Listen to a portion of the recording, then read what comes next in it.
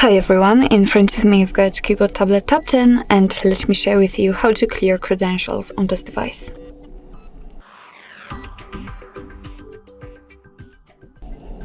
So first of all we have to enter the settings, and in the settings let's find the security.